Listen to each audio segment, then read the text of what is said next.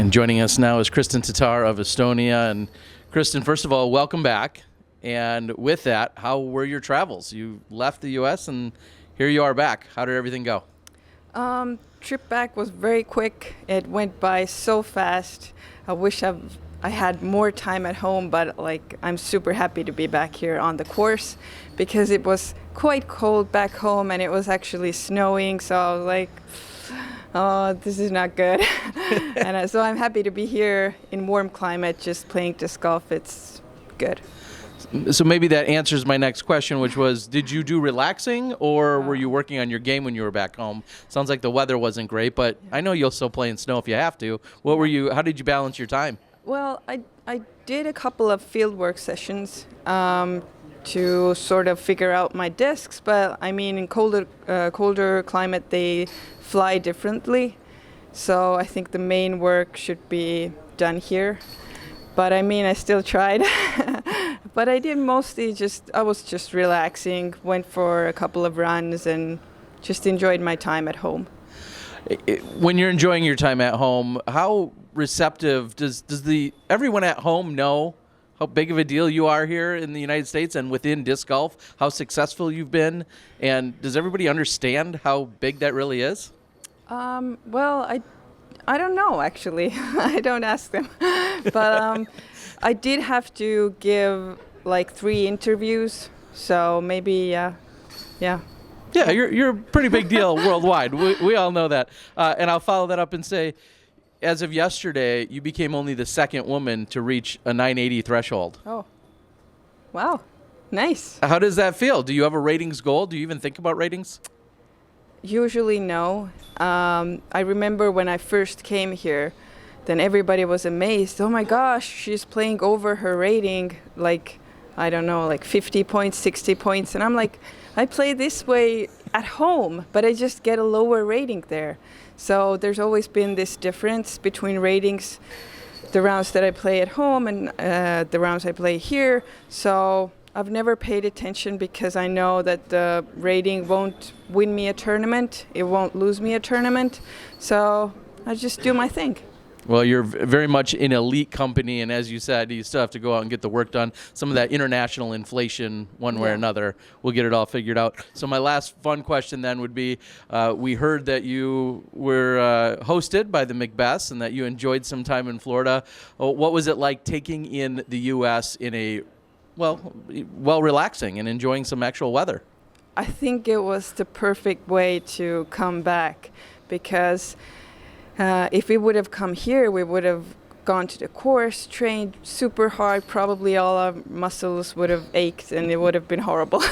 So I think going to the beach and relaxing and playing casual rounds, and it was a lot easier and fun. And we actually went to the ocean swimming, so it was nice. Even when it was very cold out, you guys still found yourselves in the ocean with that Estonian flair. All right, here's Grant. Hi, Kristen. Hey. People are curious, I'm sure, so let's get this out of the way first. Now that you're back in the United States, how long will you be here before you go home again? Until DDO. So this one's a short trip. Then we'll have some time off, just enjoying being home until I think in the middle of June. Then we'll come back for a longer trip. We were talking just a couple of minutes ago. Unlike most of the rest of the field here, this is your first time at W.R. Jackson. So what are your impressions of the course? How many practice rounds have you got in? Are you prepared? I've played 5 rounds, actually. I really like the course. So far, all the tournaments that I've played in, all the courses are new to me. I've played them for the first time, and I think so far this one I like the best. I think this is very similar to what we would play back home in Europe. So it feels very home, and I really like the course and how the shot shaping is here. Yeah. Do you feel like you're at any kind of a disadvantage? And if so, how do you think you can make up for that with your game?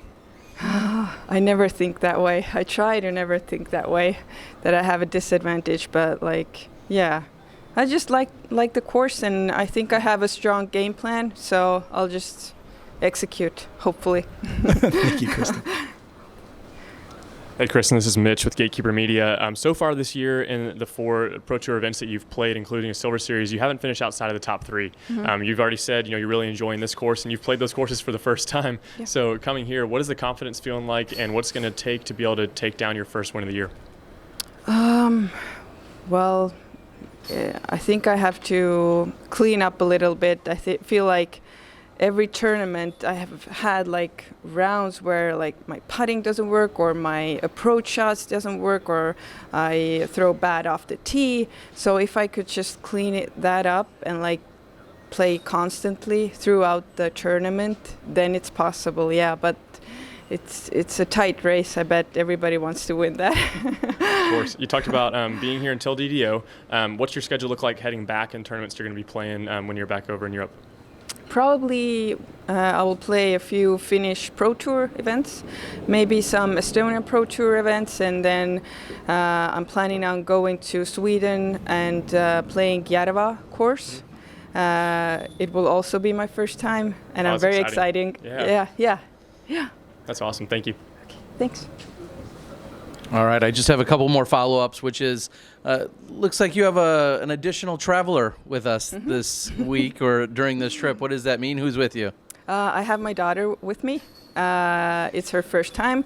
She is really enjoying her time here. She is a little bit tired because she's been walking all the rounds with us, but it's good exercise.